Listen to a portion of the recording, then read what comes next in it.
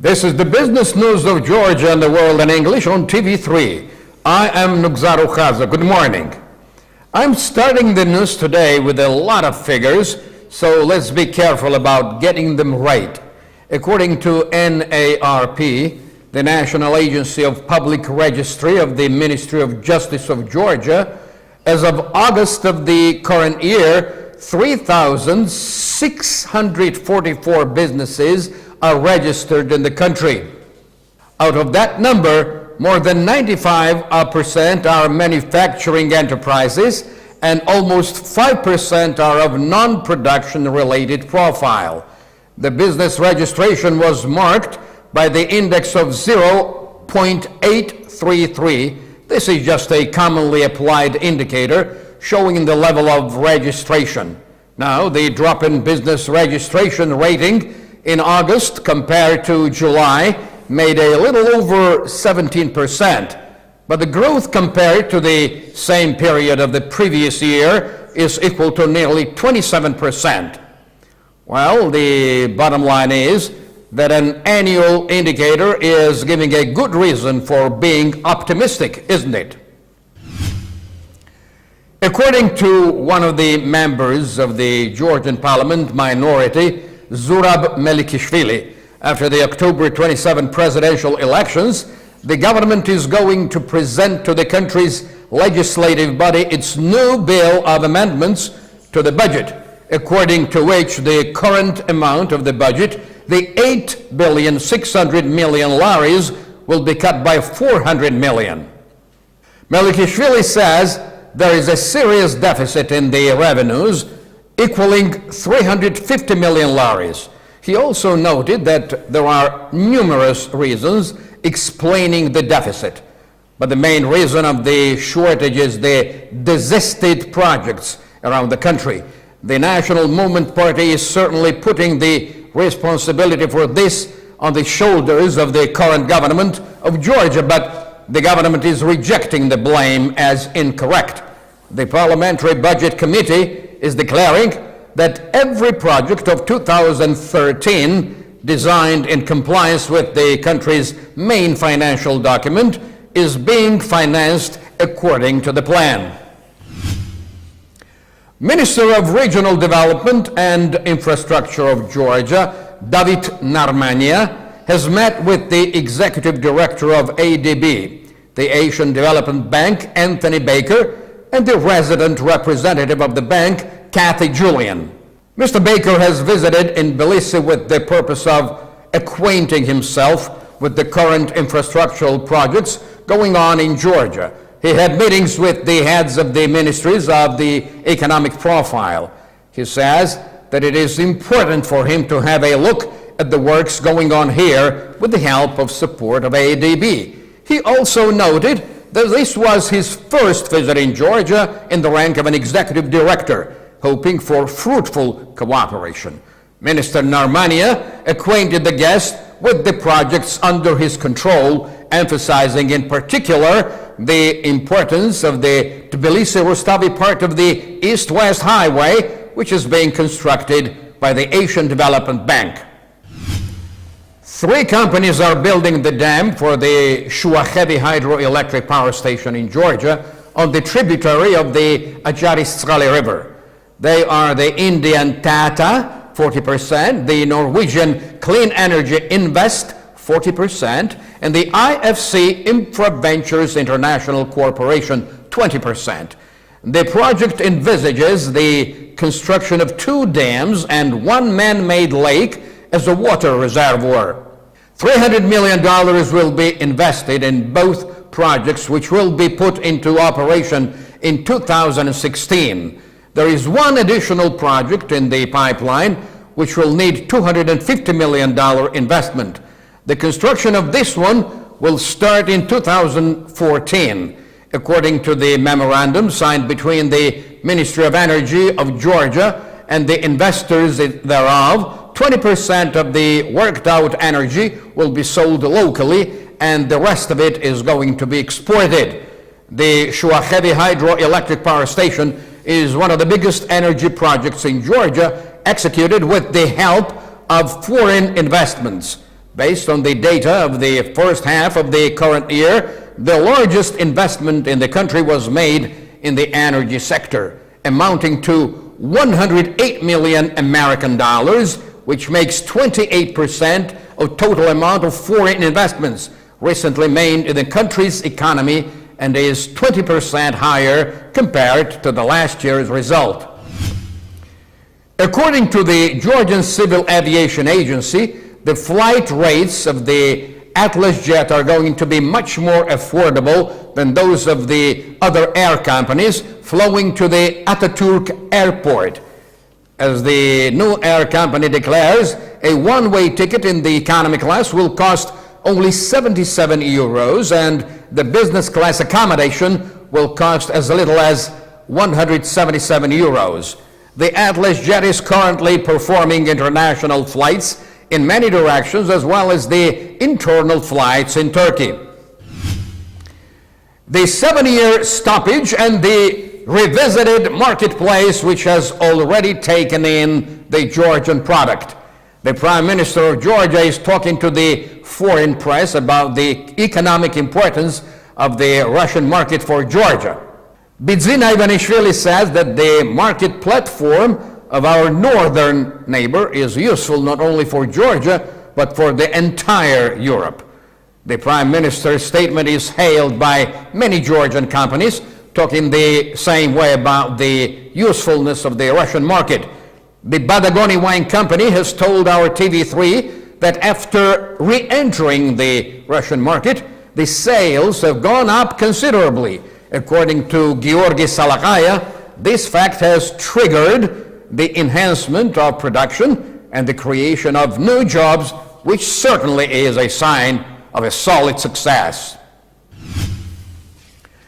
Head of the Coordinating Council for Foreign Investments, Georgi Seturidze, is talking about the Russian interest in Georgia's business and the possibility of Russian investments in the Georgian winemaking industry.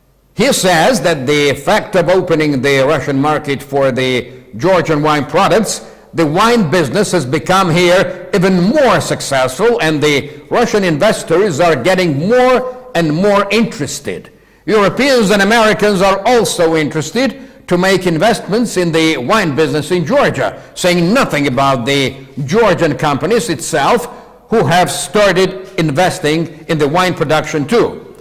At the first stage of this wave, a new grape processing factory will be constructed in the Kakheti region, in which the Russians are prepared to invest $3 million. The Samsung is going to present the first sample of the Samsung Galaxy Note 3 cell phone in Tbilisi. According to the company management, this is a very powerful model with various practicable applications. Samsung has created an innovative accessory for the Galaxy Note 3 model, which is a watch-type addition and has numerous functions like ringing, photo snapping, emailing, and checking of received messages. Samsung will officially start selling the new model here September the 27th. Its presentation took place in Berlin several days ago.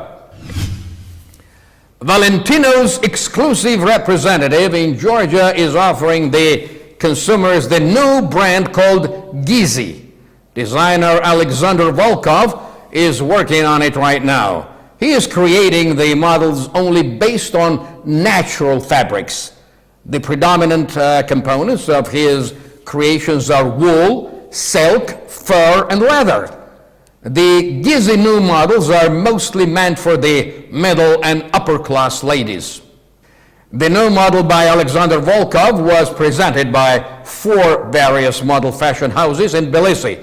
35 various exclusive models were demonstrated by the models of Geo Model, Natalie, Charm, and Look Model. The designer said that his new samples are meant for the ladies of any age and taste to make them feel comfortable and confident. I truly hope that our ladies will get a real kick out of the new fashion offerings and live up to the expectations of their designer. Meanwhile, our correspondent Kote Mosidze has looked into the traditional ways of knitting rugs and carpets in Georgia, counting centuries. He made a special trip to one of the mountainous parts of northeast Georgia, the beautiful Pshavi.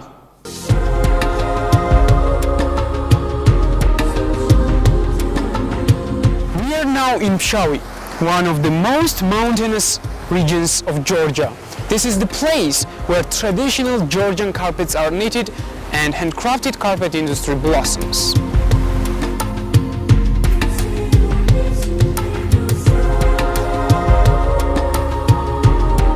Biggest question is if selling and knitting those carpets has any serious financial impact on the life. To find out, let's talk to the locals involved.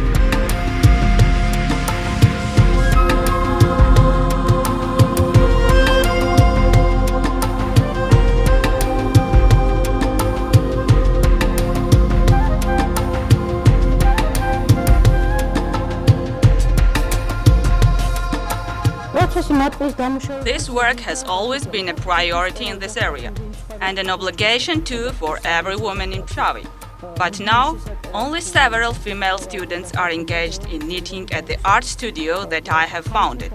I've decided to make a revival of this craftsmanship, using my own funds, but the most difficult part of our job is selling the merchandise. Our products seem too expensive for many customers. Generally, exhibitions are places where the sales of carpets are relatively high and buyers are usually foreigners, especially the Russians. I don't get enough profit from this production. Actually, in most cases I suffer losses. But my passion for this profession keeps me going. The Georgian customer knows the value to our labor. The process of our work is very interesting. First, we shear sheep to get 3 different types of wool. Then we boil the wool in natural colors, received from the plants, and finally we begin the knitting process. The rugs that you see here are distinguishable from the other ones by the quality of wool they are knitted from. The colors used while knitting are completely natural, not chemically received.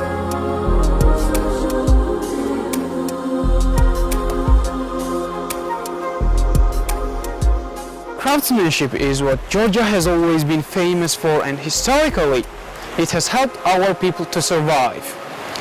Good news is that it has never stopped functioning, letting the locals do a very small but attractive business. Believe it or not, the annals has it that this craft of weaving and knitting in Georgia counts as many as 7 millenniums of existence. The history by Herodotus contains the information of the ethnographic character that the Colchis and Egyptians manufactured flax using the same kind of technology. On the 26th of September, the Radisson Hotel in Tbilisi will be hosting the International Exhibition of Folk Craftsmanship. The art pieces by Tina Nakauri will be exhibited there too. The winner will make a trip to Milan of Italy to participate in the exhibition of even a higher rank. The crazy automotive world. In the United Arab Emirates, the $7.5 million solid gold Lamborghini Aventador LP7004 model is being put up for auction, with $650,000 intended for charity. At least that, thank God. The golden Lamborghini was created by a German designer, which is carved from a 500-kilogram block of solid gold. On his website, the designer says that solid gold isn't the only possible material for building a car. In addition to details like wheels, glasses, and interior made from gemstones and other precious metals, he will build a car out of whatever the buyer wants, as long as the money is present. The famous Casa Casuarina that once belonged to late fashion mogul Gianni Versace, founder of couture brand Versace, reportedly sold for $41.5 million in the auction held September the 17th of 2013. The residents went to VM South Beach LLC Group, who won the bid to purchase it. The group had put in a $25 million bid weeks before the official auction happened. It was set as the minimum price of the property. The bidding started with increments of $500,000. Not bad, huh? That's all today. Thank you for watching us. I'm Nugzaru Khadze, and I'll see you again right here on TV3 next Sunday morning at 11 a.m. Until then, have a great time. Cheers.